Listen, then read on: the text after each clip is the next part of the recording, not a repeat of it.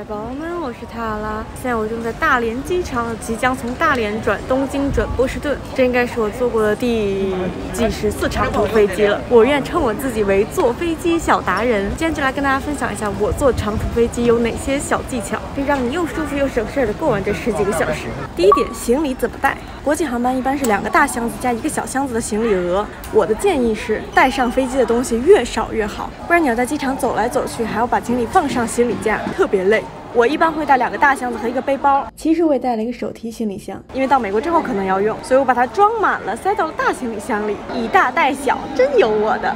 另外，我还建议大家买这种可以挂在箱子上的包，可以极大减轻人力，以及飞机枕要带这种可以封口的，那种开放的挂不住，还需要你腾出1只手来搞它。第二点，登机背包带什么？国际航班上飞机前只有3个步骤：托运、过海关、安检。过海关要看的护照和签证，我会放在特别显眼的位置。过安检要单独检查的，锂电池、充电宝、相机、电脑还有液体，我都会单独放在小包包里。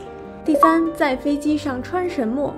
如果是夏天的话，我强烈建议里边穿夏天的衣服，外边套一件长袖，因为长途飞机为了不让你晕菜，会特别冷。上飞机之后别忘了再要个毯子，不然晚上绝对被冻醒。鞋的话，经过我多年的实验，我发现最棒的一种解决方案是厚袜子加拖鞋。丑归丑，哎，咱真舒服呀。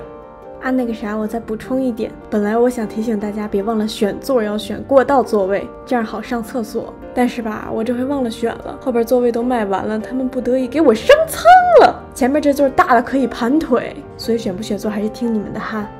第4点，时差怎么办？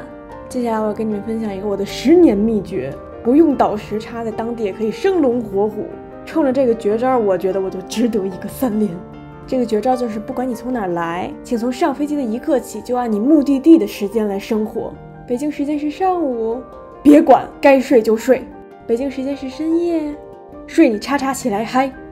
第5，在飞机上吃什么？由于我在英国航空上吃吐过1次，所以飞机餐我是能不吃就不吃。一般我会带个饭团呀、三明治呀、寿司啊拿到飞机上吃。但这回我坐的是日航，奈何它有味增汤，还有味增饭，那咱就不客气了。